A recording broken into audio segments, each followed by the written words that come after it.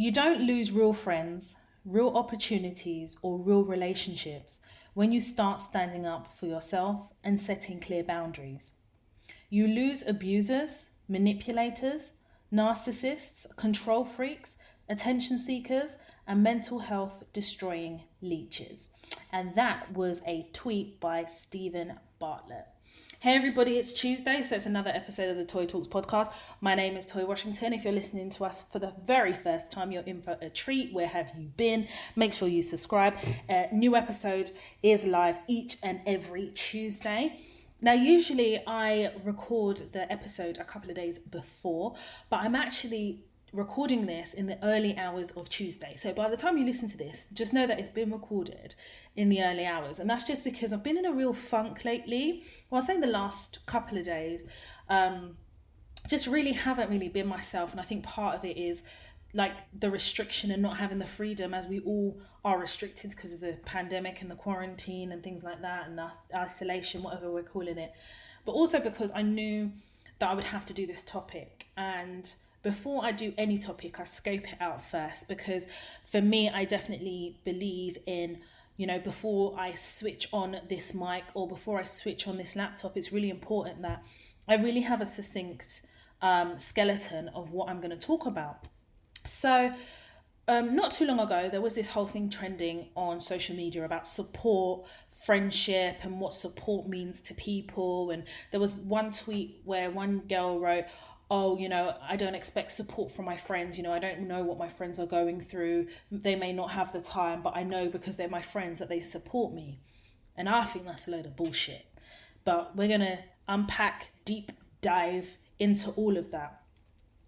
Now, what I will say is, when you are in the workplace, the dynamic of the friendships are different, because what has brought you together is work. Okay, so you guys have a mutual common denominator, which is the workplace. And I definitely feel as though, a couple of my really good friends, actually one of my closest friends, I met at work, but we didn't become close friends until outside of work. And I feel like in the world of work, you potentially are going to meet like friends for life. They might just be friends for jobs, because that is the way it is. Sometimes you can have friends that you lean on because the work is so bad or the environment's so bad and you two are like two peas in a pod. But the reality is, friendships at work only become friendships outside of work, when the center, the nucleus, the workplace is no longer the center of you two's relationship. That's when proper friendships are developed. And even that, we're going to talk a bit more about that later on, but I definitely feel like real friendships are not friendships unless they're tested. So I used to take for granted, especially in my 20s, I was always out. I was laughing the other day with my friend. I used to go out from like Thursday to Sunday. There was no club that I didn't touch in my 20s. I was everywhere. I was on everyone's guest list. I was just in club. I lived my very best life in my 20s. And that's why now in my 30s, nothing much phases me. But when I start thinking about some of my friendships in my 20s, they reflected kind of where I was in my life. Like, I'm in my 20s, I was trying to find myself. I was living in a world that didn't make any sense to me. I was very self-absorbed. I'd say, like, especially in my early 20s, I was quite angry. And a lot of that anger came from the traumatic relationship I have and had with my mum. And until I started working on myself and discovering who Toya was, my friends weren't they weren't friends of substance. I will call them, they were just friends for now, party friends. That's all we were interested in, is where we're going to go to, what club are we going to go to. Like, it wasn't, put it this way, I don't, like some people have friends from when they're in primary school. I look at them and I think, wow, that's amazing. You've literally grown up and evolved with your friend. I don't really have that.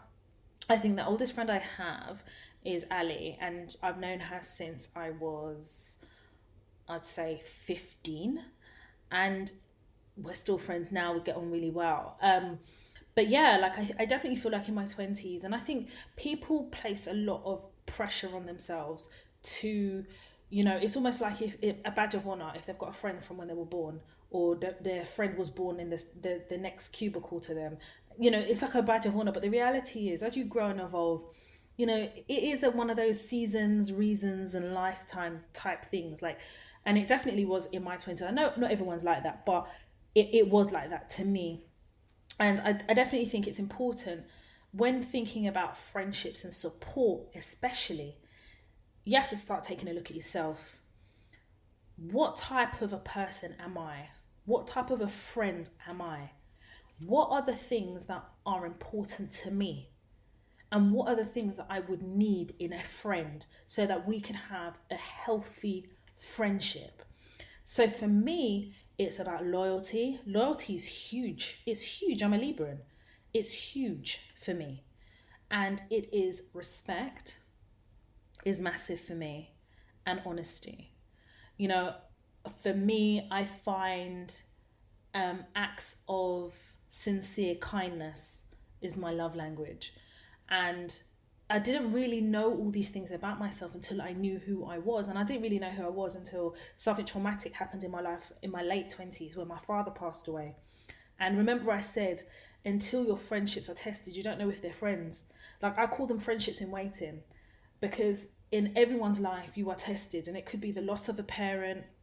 It could be anything. In my case, it was a loss of a parent. And when I lost my parent, I literally spiraled. I've shared with you guys quite openly my battle with depression, which, losing my father was a catalyst, and I made an attempt on my life. And I had no friends. Everybody who I thought was my friend had completely deserted me. And I didn't realise that it needed to happen the way it needed to, because I felt like, because I'd hit complete rock bottom, I began to develop my relationship with God. And once I developed that relationship with God, I realized that God did it that way so that no one can claim the glory for God's greatness. So no one can say, oh, Toy was at the bottom of the worst, and it was me. If it wasn't for me, Toy would be where she is. No one human being can actually stand in my face and ever say that. But God was there for me. And that makes me feel good. But equally, I was very angry for a long time, because I was like, I've been such a good friend to all these people, and not at one time when I needed these people the most were they ever my friends. And that was it was quite humbling, but it reaffirmed what I said earlier about all those friends were very superficial friends. If you think about it, they reflected where I was in my 20s, and them not being there for me was a reflection of where I was in my life. And I will say that when I hit my 30s, that's when I had friends of substance. These were friends that knew who they were confident. We spoke each other's love languages, and I'm really comfortable and glad that I can sit here and say I have 3 very good friends that I'm happy with. They're happy with me. We have healthy relationships. We don't have bust ups. We have healthy disagreements, but the love is there. So the topic for this episode talks about support. And I'm really sick to death of people lying to themselves. If you are a friend to somebody, you have a duty to support that friend. And there are different types of friendships. And there's friends, so friends for life. There's acquaintances, there's colleagues, and there's indifferents. So those indifferent friends, I would say, for me, I have a friend that I call her, she comes into the indifference category. She only calls me when she needs something. So if it's work related, so obviously my industry is quite niche and she's quite junior in my industry. So she calls me about maybe contracts at work she wants advice about. Recently, she contacted me about hair vendors. She only calls me when she wants something. She never just calls me and says, hey Toya, how you doing? And you know what? I'm okay with that because I know what it is. So I don't actually expect any support from her. And because I don't expect support from her, I never tell her the stuff I'm going to do. So I launched my website last week. I don't have those type of conversations with her. So I don't expect her to give me more than what she has done. And for me, because I know myself and I know the category that I place that friendship, there is no expectation. The only expectation is I expect that when she calls me, she needs something. And I just have to be in the mood to receive it. So if I'm not in the mood to answer her request, I just don't answer it. Whereas if you are my friend and you message me, I'm messaging you straight back. I'm calling you straight back. As my friend, I support you and I expect you in the same breath to support me. And I'm really sick to death of seeing people being ashamed for having expectations of their friends. I'm not going to sit here and lie to you. I said this on Snap. I'm a great friend. I'm a fantastic friend. And I say that with my chest. And I think there's a lot of people that are afraid to claim such things. But with that, I am a great friend because I know that the type of friend I need. So if I display that to my friends, it's like sowing a seed. I do expect it back. It's like a friend buying you something for your birthday. They're just asking you to keep that warm for them, because when their birthday comes, you have to give them something for their birthday. It is the truth. That's why in my 20s, when it was someone's birthday, I didn't even buy them anything, because I knew it was a setup. Because when the roles are reversed, I had this one friend, she used to take birthdays so seriously to the point where it became quite concerning. You know, she would plan her birthday 6 months in advance and then start planning other people's birthday. Are you an event planner? No, you're not. Like, you're a social worker. Like, and socially, you need to work on yourself, babes. Because I never understood that. The friendship didn't last.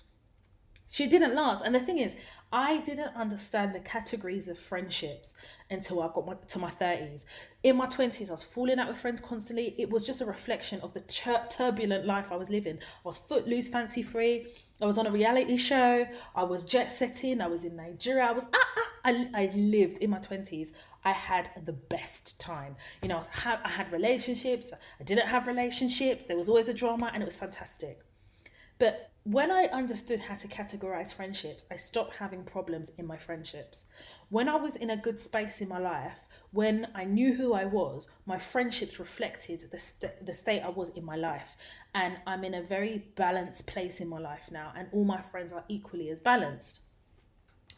So remember, we were talking about the different categories of friends, and then you have acquaintances, and acquaintances are people that, you know, if you see them on the street, you don't cross the road. You can stay on the same side of the road and say hi to them.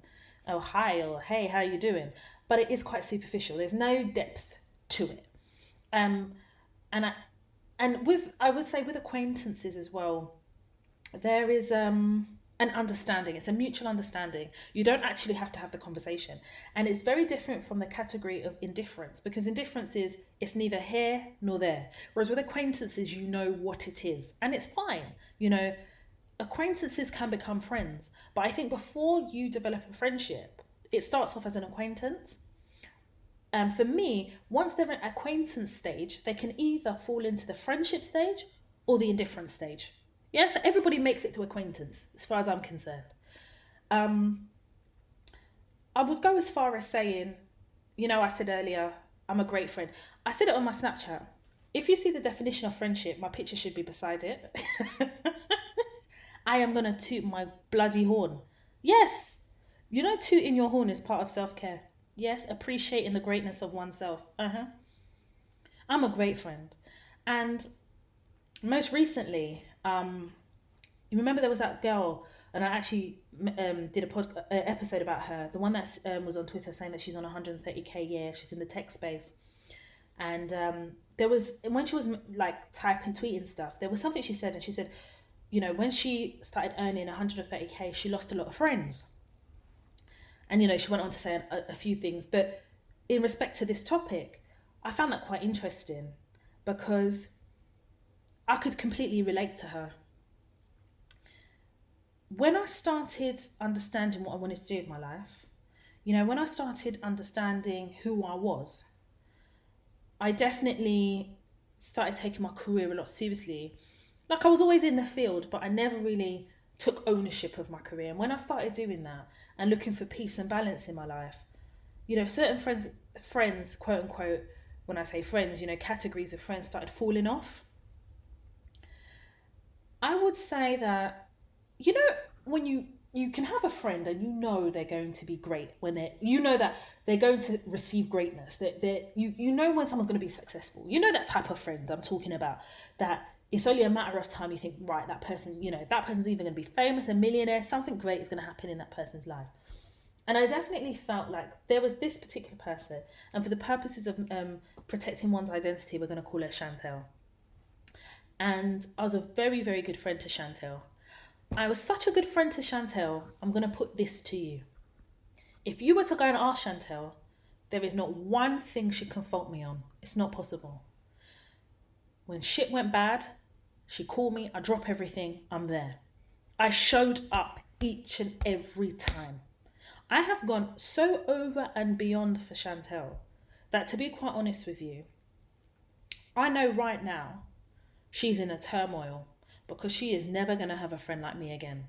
Because when God gave her something, she didn't know how to look after it. She didn't even dash me in the bin. I dashed myself in a bin because she started moving mad. Yes, I had to dash myself in a bin. And it was a wake-up call for me. And the wake-up call is, Toya, sometimes when your intuition, when your gut tells you something, you need to listen. And I definitely feel like I've been blessed with a sixth sense. And I think all of us have it, actually. It's about whether we're going to tap into it. I digress. So when I first decided I wanted to do this podcast, everybody knows on my social media, like my journey in terms of, wanting to protect my space, but knowing that there was a calling upon my life to speak to Black women, to share with Black women and create a safe space for Black women. And the natural progression was a podcast. And I remember when I started doing the logo, the podcast logo for the podcast, sorry. I was so excited. It'd taken me so long to come up with it, the inspiration for it, then working with a third party to create it. So this particular friend, Chantel, we had come up with the mock-up now, me and the third party for the podcast logo. And I shared it with Chantel. I was so excited. And I sent it to her. And Chantel said to me, and I've got all the messages, she said that my podcast logo gives her anxiety. Yeah, you heard me correctly. It gives her anxiety. I said, why? She said, excuse me, that she used to be with EE, the mobile phone provider, and my podcast logo has the same colours as them. And because she had a bad experience with EE, anytime she sees those colours, it gives her anxiety. I actually couldn't believe what I was reading. I couldn't actually understand. I couldn't believe that the demons inside her were so shaken that they were forcing her to come out with the truth. Don't sit here and say to me that, maybe she was going through something.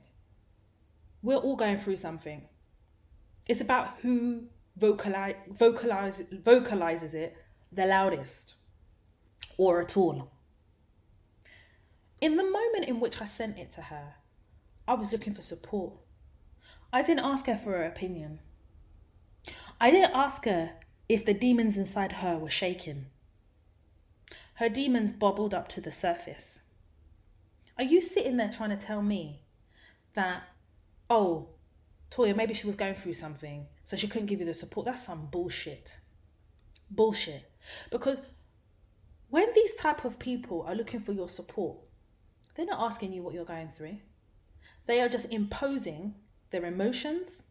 They're imposing everything that is flawed in them on you to help them. And each and every time, come rain, sun, noon, and night, literally, I was there. And the one time it was for me to celebrate or be encouraged, the demons inside of her could not sustain it anymore. Till today I'm talking to you, this same Chantel has never messaged me, and I'm not asking her to post on social media. I'm not interested in all of that. It would have just been nice to have a message say, well done, Toya. But instead, no, it gets better. I have seen in the past, and I made sure I screenshotted it, because when people are moving mad, especially quote unquote friends, they have this lapse in their mind where it just goes blank, and all the issues are now in your own head. No problem. Evidence, screenshot, iPhone, fantastic, brilliant device. She was now asking people if they can recommend any podcasts to her, even though she knew that I have a podcast. And then I saw her encouraging others about their podcasts. And in my head, I was like, hang on a minute. Am I missing something here? And I just ignored it. Because Toya in her 20s would have started an argument. Toya in her 30s will just watch you. I'll watch you walking into the ditch. You know that ditch that you said you must put your foot in? I'm allowing you to put all 2 of your feet in there. Kept silent. Was it not long ago she was messaging me? Oh, hi, how are you? I'm not here for that fakery shit. I'm not here for it. It's okay to have an expectation of friends. And people say you don't give to receive. Yes, you do. When you sow something, you want to receive something. That's why you go there to reap it, isn't it? You wouldn't go sowing corn in the field and just walk away. You go back and check if there's any corn there that has now manifested into a proper cornfield. You go start plucking it. That is the benefit of you having sown something. You're allowed to. I'm sick of this shame culture whereby we shame each other by opening up and being honest that sometimes we need support. Of course you do. Listen, even if it was a text message that said, well done, that would have been enough for me. That would have been enough because it can never be more than what I have given. And I think the shock for me was, understanding within myself if I am allowed to expect that support. And I said, no, you are. Because it's more than just having given. It's more about just friendship. But then it made me think about, it's possible that you could be someone's friend and that person may not be your friend and vice versa. Do you understand? But when you have a friend that constantly takes and you have what you believe is a friendship and you know that mutually you believe that that's a friendship, but there's an imbalance, you have to find the balance again. And sometimes, people will turn around and talk about, oh, it's unhealthy, it's toxic to have this cut-off culture. Cutting people off is a form of self-care. I'm going to repeat that.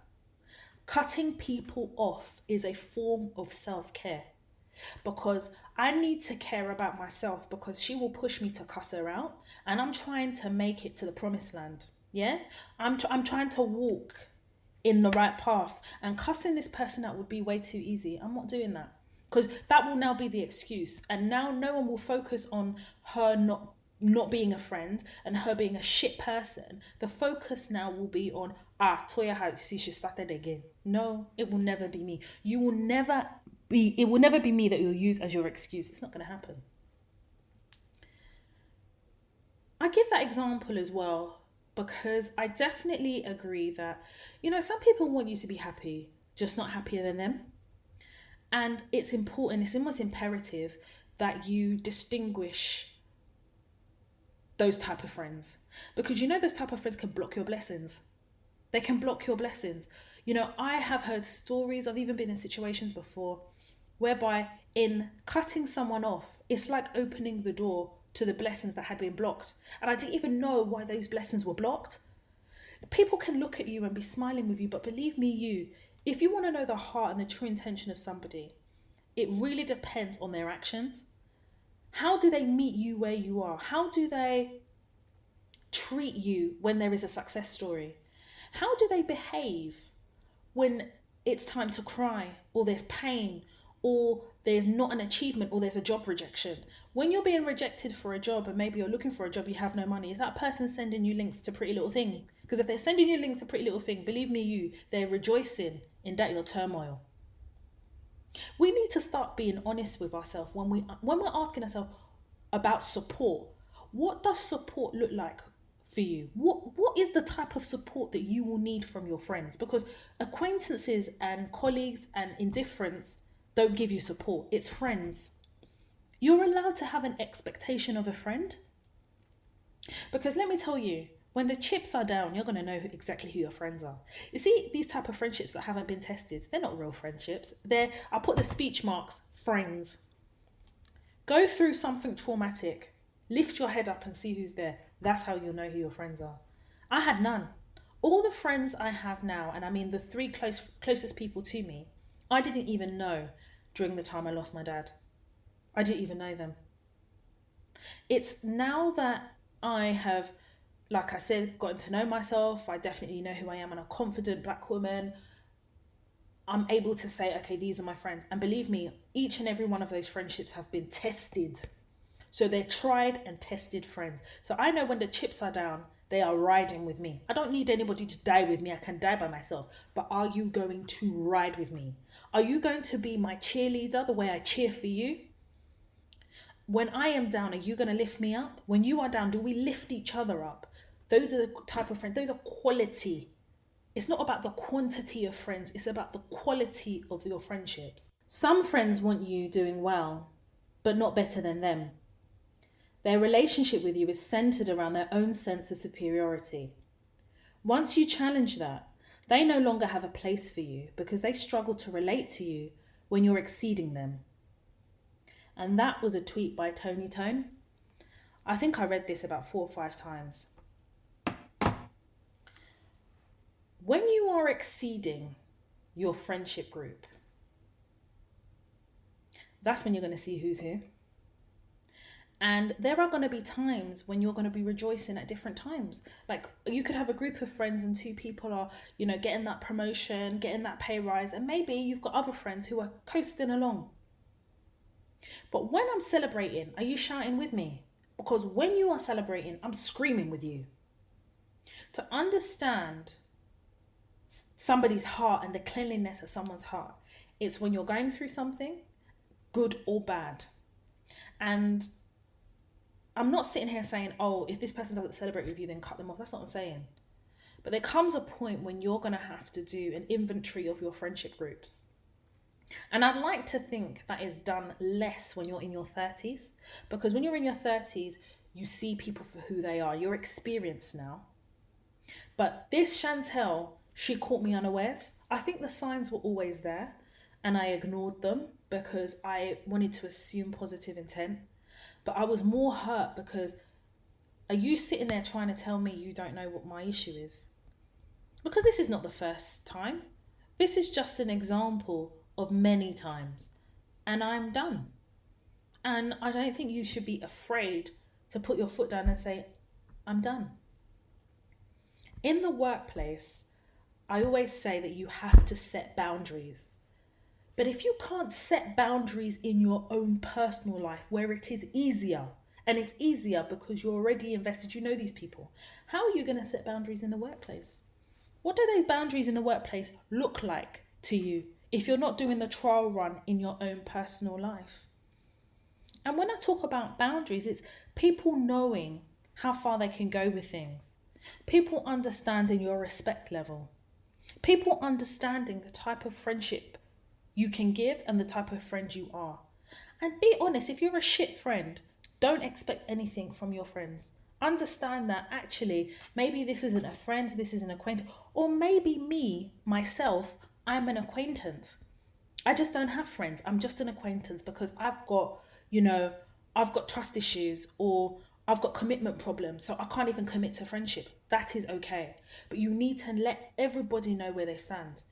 When you are a user, and you are using somebody who has come to you with open hands, open heart, a clean mind, and you use that person, just understand that one day is for the friend. And they're going to know that you've done that. And when you are going to need them, they will not be there. But what is important is you categorize your friendships and you start doing it real quick. Some people, at work, she's my best friend at work. She's my best friend. Believe me, when it's time to fight for somebody's job, that your best friend at work is putting your name forward as a suggestion for redundancy. At work, I don't have no friends. They are my work friends, i.e. outside of work, we are not friends. So if you're looking for me on Instagram and you add me and I see that issue, I will block you. I will block you because it's only when work is done, one of us has left, we're able to now see where we stand and start to develop healthy relationship without work being the center. No one at work is your best friend. No one. That person, you can get on with them really, really well. But understand something. Don't start convoluting or misunderstanding what friendship is. There was a young lady, she messaged me last year. And she was saying to me how her boss had told her that she's going to get a bonus. But that her very good friend at work, that the manager knows that they're good friends, that she shouldn't tell her because she's not going to go. She's not going to get a bonus. So that very good friend went to this girl and said, oh, are you getting your bonus? What's happening? And she's like, oh, I'm not really too sure. I haven't heard. Then that girl messaged me. She said, Toya, this is my situation. Do you think I should tell my very good friend at work? I said, let me ask you a question. She said, yeah. I said, the fact that you're asking me this question, why are you asking me this question? Since it's your very good friend, why can't you tell her? Why haven't you told her? Why have you come to ask me? She goes, because I know, she's got a bit of a big mouth and she will say that I told her. I said, so is that your very good friend? Because from where I come from and the understanding I have of a very good friend, we protect and cover each other. So that ain't your very good friend. That's just your work friend. She said, yeah, you're right. I'm not going to say anything. Listen, at the end of the day, everybody in work is trying to survive. The techniques they use some of them are quite unhealthy, but everybody is trying to survive and get on. And remember, as black women, we don't always see each other there. And when we do, in certain roles, it's only one at a time. If you know that, why would you put yourself in the firing line? Why would you put yourself in a problem? When it comes to work, everybody knows where they stand with me, I let them know. Oh, you call me your friend. I'll go, yeah, you're my work friend. I met you at work. If I met you in Dorset Market, you'll be my Dorset Market friend. If I met you at City Health Club, you'll be my City Health Club friend. 100%. If you are my friend, I can invite you around my house, introduce you to my partner. I can break bread for you. I can cook for you. You can eat from the same pot. If we can't do that, if I haven't done that, you are not my friend. If you are my friend, I can share with you. I can open up to you. Okay, fine, you haven't come to my house, whatever, logistically, whatever. But I should be able to share with you. I can cry on the phone to you. And it's mutual without judgment. If that isn't the case, if that's not what we're dealing with, you're not my friend. When you get older, you get ruthless with who your friends are because it's part of self-care and protecting yourself. So when you're saying things like, support, I don't necessarily need my friend to support because the friend is there, that's bullshit. If you are celebrating and your friend isn't screaming louder than you, that is a problem. Because if you are winning, your friends should feel like they're winning too. That's what friends are. And if that's not a friend, then you need to think about one of these categories: acquaintance, work colleague, indifference. Which one do they fall? And when you're in your 20s, I think it's okay to kind of be figuring yourself out and be figuring out your friendships. It's okay because everybody at that age are figuring themselves out. In your 30s, it's less of figuring out. For me, it has been less than figuring out. It's more of laying roots. It's laying roots. And in your 30s, it's nice because, as you get older, you become more straight. Like our parents, they just say it how it is now. And I definitely feel in your 30s, it gets like that. Like you say it straight, you see it for what it is, unapologetic. And for me, I definitely feel like I've grown in confidence. And because I know who I am, I see who people are. So I'm not necessarily surprised, but this Chantel, she shocked me. And I think it was because I was willing and hoping that she just wasn't like that. And by giving her unfettered friendship and by loving on her, I thought it was enough to reap that back. And I can say that, and I can say it confidently. I felt like there was enough investment of emotions with each other, the confiding in each other, that when she's celebrating, I'm screaming. In fact, I'm there on the phone. But I realised that what Tony Tone said in her tweet, like, I was exceeding her in her mind because clearly we're competing in her mind. And that is when I became a problem. That's when I was giving her anxiety. What she was saying is not necessarily the podcast logo that was giving her anxiety. The anxiety was the acknowledgement that I am probably exceeding her, or I am exceeding whatever expectation she had in her head. Then the devil inside her couldn't contain itself. It blurted it out. It was like a warning. God was saying, I've been trying to show you all of this all the time. You're not listening. So here you go. I ain't spoken to her since. I don't know how many of you watch Insecure. I love it. By Issa Rae. I love it. And last week we saw the friendship of Molly and Issa playing out, and we've seen it this week. I don't know if you saw this week's episode. And I think what was quite interesting is the theme of support ran through last week's episode. And what we're seeing now is the fallout between Molly and Issa, and actually how they're going to get it back, or if there is even a friendship to get back. And they're friends, okay? They're not acquaintances, they're friends. I think they've even referred to each other as sisters before. Molly has a life together. She's the lawyer, you know. She is, you know, as you see her there, what you see is what you get. I think Molly is a bit disingenuous, and I think she's a little bit fake. I definitely feel like she's constantly trying to keep up with the Joneses, but thinks she is better than Issa. Issa has always been the drifter, okay? She's trying to figure her life out, whatever. I don't understand how the dynamic of that relationship worked, but it worked. And then when last week played out, I realised it worked because Molly didn't expect Issa to be better than her or succeed in any way. She's just used to Issa drifting. And when Issa decided to do the block party, I don't think Molly fully appreciated how big it was for Issa and how big it could be. So when Molly then turned up to the block party, I think Molly was more shocked at the fact that Issa pulled it off.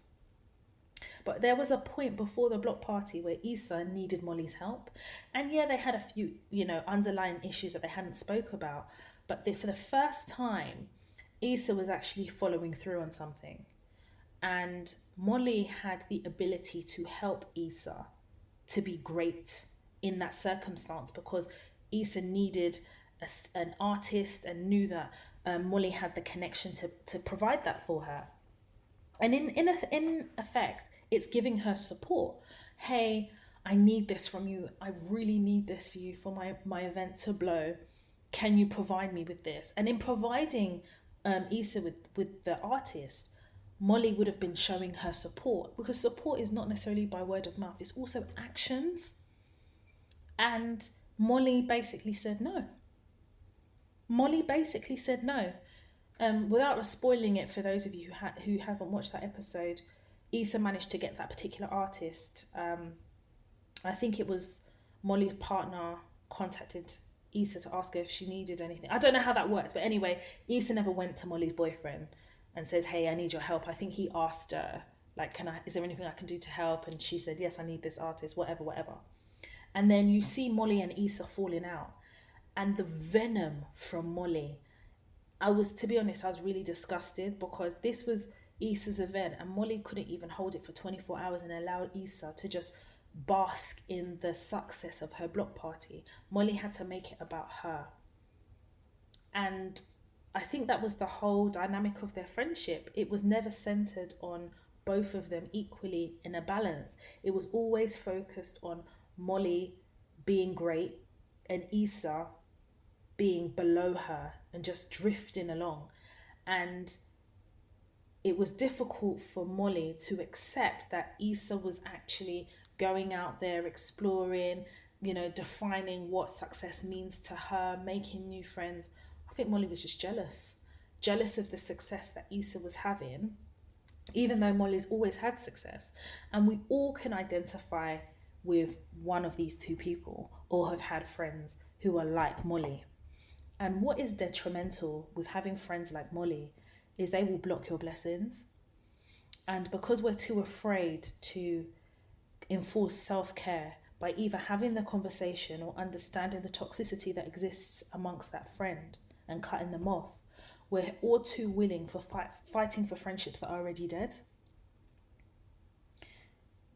We go through so much in the world of work as Black women, and I definitely believe that part of the success in the workplace is having a good support system, and it's outside of your family construct. It is friends, and it could be friends that look like you, so fellow Black women.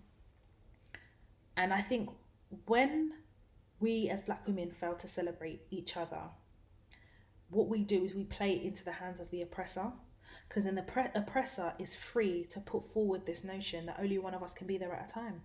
And at any time that one person needs to be swapped out, you can rely on a Black woman to pull another Black woman down so that she can see herself there. And part of it comes from the fact that as we were growing up, we're competing constantly. You got a B in school, your parents will say, oh, who got the A? Why did that person get the A? Were they studying more than you? What was they eating that you wasn't eating? So that competitiveness amongst black women, it has already been sown. That seed has been sown. And I've said it in one of my previous episodes, healthy competition is fine, but it's understand the difference between healthy and unhealthy competition. Some people are competing against people that don't even know they're competing with you. Some of these competitions in your head, boo. I am in my own lane. I'm not competing with nobody. If you are competing with me, you are competing with me in your head. I'm on my own journey, on my own trajectory. The moment I understood what my purpose was, I understood that the competition was between me and myself, making sure that I break through the gremlins of self-doubt to achieve my potential and to peak. And I think that until you get to a point where you understand how to categorize your friendships and understand what type of friend you are and the type of what you need as a friend, you're always going to be in a position where you're either squabbling, arguing, or constantly disappointed. There are some friends that slip through the cracks, like Chantel, she slipped through the cracks. And I think sometimes I do have, on a personal level, I just want the person to prove me wrong. So I give them more license than I should. And in this scenario, I did. Even when I was writing the skeleton for this episode, I was thinking about a particular friend of mine who has always shown herself to be a great friend. But I needed her support with something. And she basically let me down. And in that instance, I had to take a step back. And I had to say to myself, you know what, Toya, this person has always shown up for you. This person has always celebrated in the same way that you have done for her. And you've been able to open doors for her. You've been able to guide her through certain things. And this one time when she couldn't, follow through for you, friends are allowed to sometimes disappoint you. As long as the balance of disappointment is not outweighed by all the positives. And I definitely feel like I definitely need to have a conversation with that friend and just let her know how that made me feel and why I was disappointed. And more so about making sure that she understands that actually I didn't appreciate that and there was a domino effect. But in that instance, I don't necessarily think it's healthy to then cut her off, because when I look at it holistically, she is actually a good friend, and friends are allowed to make mistakes. And it wasn't until I kind of looked into that, the whole disappointment thing and, unhealthily cutting people off through, I'm still in therapy, but when I started to explore certain things, I realized that, cutting off friends who are not friends, but rather acquaintances or indifferent, is a form of self-care. But as long as that is not a way to protect myself from being hurt, and understanding the difference. And I understand that for me personally, and I think I've shared this before, is, the first relationship I have with a woman was with my mum, and that was quite a traumatic relationship. So equally, if that foundation is broken, then how I interact with women will be quite difficult. And once I realised that and worked through it, I was able to have healthy relationships with females and understand that, yes, people do make mistakes and that's fine. But then knowing the difference between healthy and unhealthy friendships, and then knowing what to do as part of self-care to protect myself, then I have to cut them off. So remember I touched on the lady that was tweeting that she was on 130k and then, she lost a lot of friends. When I was navigating my career and I started to see success in my career, I lost a couple of people who I thought were my friends. And this was before I was able to understand the importance of categorizing friends. Everyone's my friend.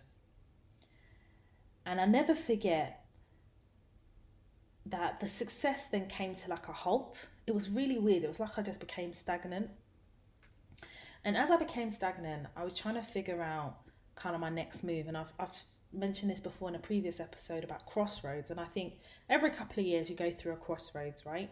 And I see the crossroads as a healthy thing. It's a point of reflection, an opportunity for you to take stock of your successes, and an opportunity for you to kind of look at your vision board if you have one, or the visions you have in your mind, and make sure you're on track and making healthy decisions. But it constantly felt like there was a door that I was supposed to walk into. Like, it felt very spiritual. I'm sorry if it sounds like heebie-jeebie stuff, but I'm very spiritual. And I definitely felt there was a door that I was supposed to go into. For love nor money, I couldn't open this door. And I had this one friend called Jada. And I had known Jada since I was, God, how old was you in sixth form college? 18. And it was really weird with Jada because I thought we were really good friends. She was a good time friend. So I knew her when I was in my 20s. And then when I got into my late 20s, she was still a very, really good friend, but our life had just gone different paths. She decided that, you know, she wouldn't really focus on her career. She wanted to have kids and get married. Cool. I wasn't that girl. I loved being single, living on my own, independent. I just wasn't ready to settle down. And I remember, like, she'd always call me now and again, and she'd always say, you know, Toya, I keep having these dreams about you. The last dream I had about you was like you were drowning in water, and I was trying to save you, and then you just drowned. Imagine waking somebody up in early hours of the morning. I'm not a morning person, and you're telling me that you had a dream of me drowning. This one will never have a dream about me that is good, ever. In fact, the best dream that she had about me was when she said I was walking into a forest, and as I was walking to the forest, she was calling my name, and I didn't turn around. I says, that's God basically telling me, run for your life, Toya, because you see this demon, she doesn't want you to be great. And every time she would say it, I would be scared, because obviously you're from Nigerian background, you know how it goes. And then one day, I remember speaking to my godmother, and I told my godmother about it, because it always used to bother me, but I used to think, no, this is my friend. She's just, letting me know that she dreamt about something. That's her way of protecting me. Just tell me to be careful. My godmother said, Toya, this is the type of person you don't eat from the same pot. If you eat it from the same pot, maybe your corner of the pot, she's put something there. Get rid of her. Oh, no, auntie, she's going to be fine. No, it's not like that. My godmother said, listen, there are spiritual blockers. And until you're ready to recognize a spiritual blocker, that person will continue to block you. One day, she called me. I'll never forget this day. And she said, Toya, I was having a dream about you. I can't remember the dream, but I'm just calling to check if you're okay. I said, Jada, how come whenever you dream, you never dream of me celebrating, you never dream of me being happy, you always dream of me drowning or walking into a forest? What the hell is going on? She said, I can't help how I dream. At the end of the day, we're friends. Like, my job is to protect you. I said, I don't know if that's your job. I think it's a job that you've assumed, because I've never given you that job. In fact, it's God's job to protect me. I said, you know what? I can't deal with this, If you don't have anything positive to say, I don't know how me and you can be friends, because I'm always trying to be positive with you. And it seems to me that whenever you're bored, you always think of me. I can't deal with it anymore, and it needs to stop. Then she tried to make it into an argument. Do you know, I said, listen, I've got to go. I can't deal with this anymore. That was the very last day I spoke to her. I blocked her. Do you know that very week that I blocked her, I got the job at Goldman Sachs? That very week.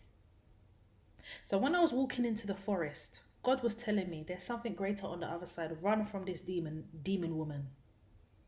Do you know, as I'm talking to you today, I've never spoken to that woman again.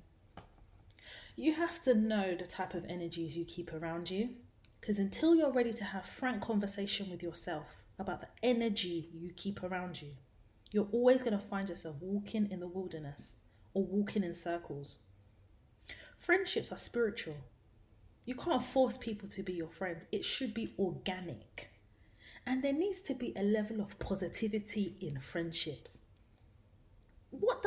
When you think of a friendship, what does a friendship mean to you? What are you able to pour into a friendship, and what is a friendship able to pour into you? Listen, friendship is not always Ray and Nephew and Jack Daniels. Some friendships are walking in the trenches together. I know right now that if the chips are down, I know who's going to stand up for me. I know who's going to show up and show out. And it's a shame that even now in my 30s, I'm having to have this type of conversation. I'm having to do this type of episode. But I think it's really, really important that we do, because when I was reading these tweets about support, I was shocked. Because it was almost like people, like people were saying, oh, if you haven't heard from certain friends during this pandemic, then it means they're not your friends. And people were like, how can you say this? You don't know what people are going through. Well, how can you know what people are going through if you're not going to pick up the phone and check on those people? You need to check on those people. One of my really good friends, she says, Toya, I've got to check on my strong friend. How are you doing? That's enough. Like, I'm not asking her to heaven on earth. Sometimes it's the simple things and it's the actions. It's not friendship is not lip service. It's the actions. Yes, we all are going through something. But isn't that what friendships are about? Isn't that what relationships are about? It's the acknowledgement that everybody is going or possibly going through something. But it's how we interact with people we call friends. Because it's not the same way you interact with people called acquaintances, colleagues, work colleagues, or the indifferent friends. Don't put people into categories where you know that they haven't put you. So that is to say, don't put somebody in the friendship category that's put you in the acquaintance category. And you should know, your energy, your spirit should tell you where you are. I remember a few years ago when I was on Snap, well, I say a few years ago, about 2 years ago, and one girl, she messaged me, hater, that one was possessed by one demon. And she said, you know what, Toya, you're such a loner. I never see you with no friends. You ain't got no friends because your attitude stinks. And I messaged her. I said, even if my attitude stinks, who are you? You don't see me with friends because I don't walk in a crowd.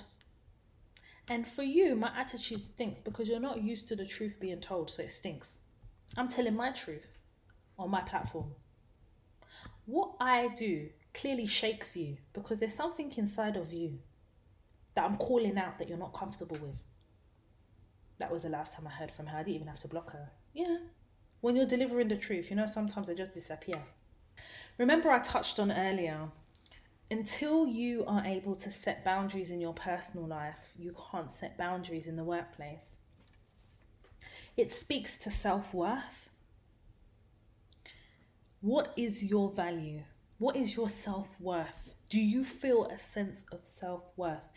Unless you start developing these things and you start getting to know yourself, you will find it difficult to cope in the workplace. We all find it difficult to deal with rejection. Let's really be real. Who really wants to be rejected? But unless you are able to deal with the possibility that the job you're about to apply for may or may not take you to the next round, you may get a job rejection. And don't get me wrong, job rejections are hard, especially when you've been looking for a long time. But remember what I said.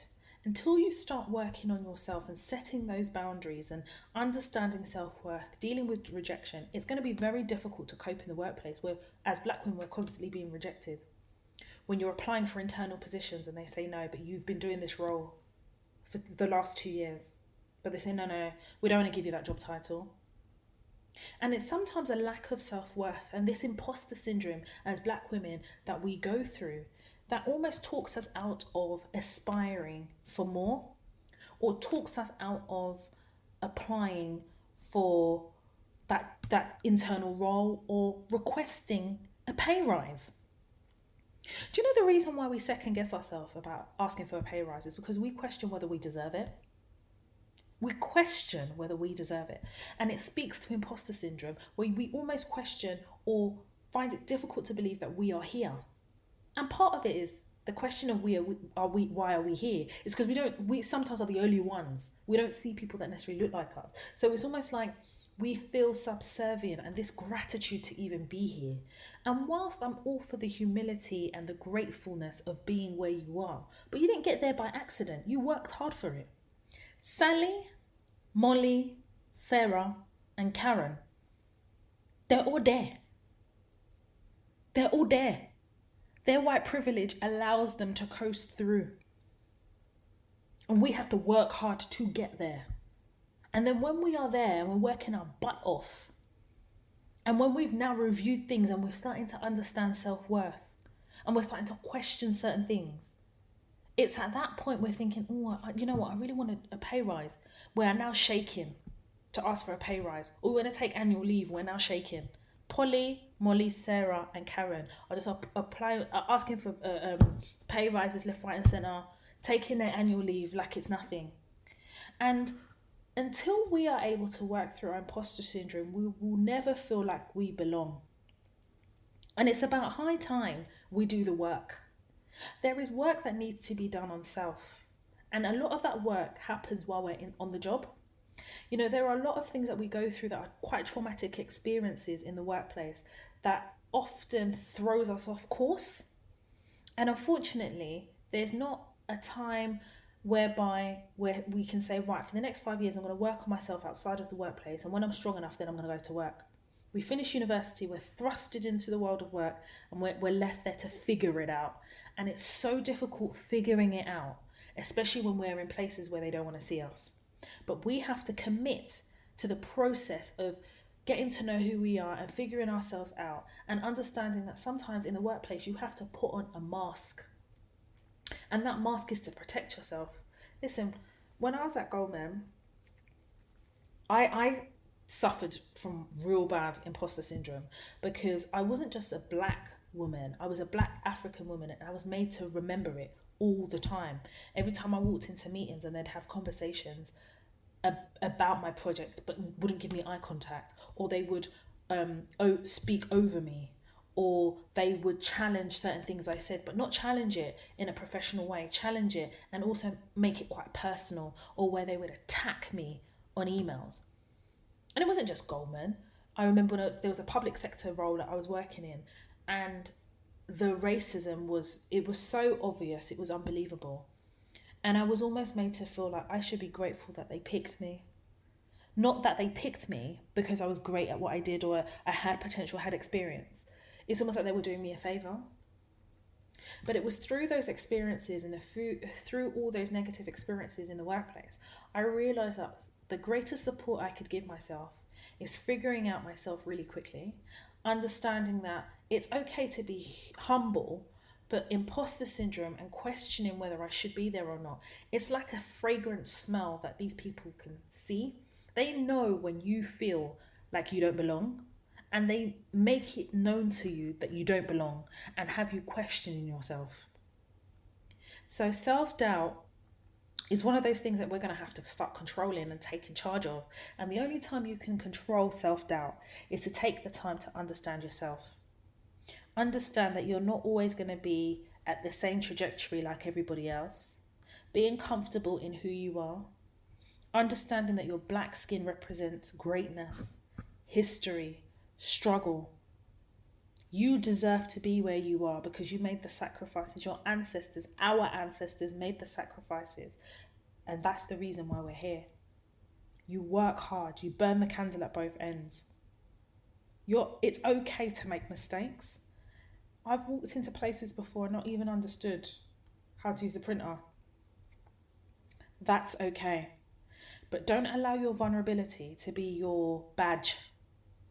Your vulnerability is not your badge. And as black women, we're not allowed to be vulnerable in the workplace. They don't allow us to because they rid us of all human emotion. But when Karen is coming into the workplace crying because her cat had an accident, oh my God, let's get her a card. Let's do a whip round. They rid us of all emotion. So I think it's important when I say be strategic in the workplace. Understand that you're not necessarily going to have a support system in the workplace. And if you do have a support system, just understand they are work colleagues. They become friends when one of you or both of you or all of you leave. And the focus of your friendship is not the workplace. It's just the catalyst that brought you together. And this is the reason why support is important. Because the workplace is like a jungle filled with so many obstacles. So you need to have and understand who your friends are. It's imperative, because your friends are like the breath of fresh air. They're like the reassurance that you need. And there is no shame in needing that. So when you are investing in your friendships, and when you then need to harvest some of that investment in your friendships and you're not getting it, it becomes a problem. And it's okay to call it out. It's not starting trouble. It's calling it out. I've been a great friend to you and I need you to be a great friend to me. Are you able to do that?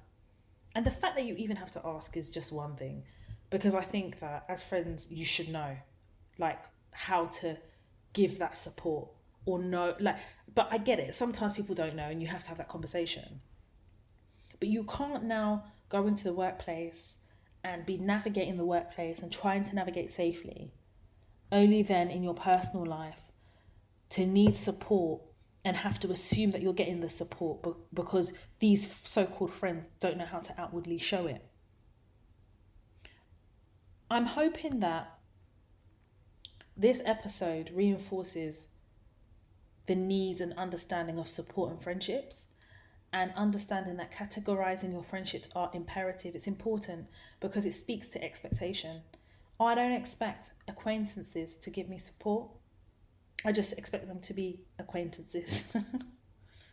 My work friendships are based on work, so I don't expect anything more than that. Indifferent friends is neither here nor there. They're just a good to have. And my friendships are important to me because as well as I invest in my friendships invest in me. And sometimes I'm going to have to call off against those friendships. And part of that calling off is needing that support. So as I draw this episode to a close, I just want to leave you with this thought. Friendships worth fighting for don't require a fight. Think about it. I've enjoyed bringing you guys this episode, more so because it has allowed me to, think about, my friendships, watching Insecure and the relationship between Molly and Issa. I definitely recommend it as a show. If you haven't watched it, go ahead and watch it. It's amazing. The latest season is fantastic, very well written. And to that end, on a topic of support, I just want to thank each and every one of you guys for supporting me. All the people that have left comments and rated and reviewed on Apple Podcasts, I read each and every comment and I appreciate it. It's funny, a lot of the support that I receive is from people that I don't even know. And that's why it means even more to me, because it's so authentic. You don't have to know people for them to support you, but when you know them, it's even more of a reason why, especially if you categorize them as a friend, that you would expect support. And support comes and takes different shapes and forms. And we all have a love language. Each and every one of us have a love language. And understanding that love language and making sure that the relationships that we have are healthy, that they understand our love language, that we understand their love language. We set expectations that are reasonable. You allow people to make mistakes. And making healthy friendships. It's okay to not understand your friendships and be figuring stuff out in your 20s, because I guarantee you in your 30s it is fantastic. I love being in my 30s more so than in my 20s. In my 20s it was like literally being drunk. Not literally being drunk, but you know what I mean. And in your late 20s you start sobering up, and in your 30s you're completely sober. I don't know if that analogy makes sense, but it makes sense to me. I also want to say to you guys that I'm so excited because my website launched last week. I think it was Wednesday, www.toytalks.com. And it is a hub for all things Toy Talk related. So you can actually listen to the podcast on the website as well. And it's an opportunity for me to do my masterclasses. So at the moment, you will see there's 2 masterclasses on the website, and one of them is a CV masterclass. And it's not just about CVs. I go into a lot of details about CVs, presentation, how you should construct a CV, how it should be presented. I also talk about applying and doing application forms for the public and private sector, and sharing some gems in how I applied for public sector roles, private sector roles, how to construct those application forms. And the feedback I've received has been absolutely fantastic. I'm so grateful. I do have some up and coming masterclasses. Again, they're all on my website, www.toytalks.com. So the up and coming masterclasses are the key to passing probation, mother-daughter masterclass, creating workplace boundaries, workplace conflict resolution, and wardrobe masterclass. So those are ones that are up and coming. There'll be, hopefully by June, there'll be some new masterclasses on there as well. And yeah, so the website is fantastic. The reviews have been amazing. The user experience has been 10 out of 10, I'm hearing.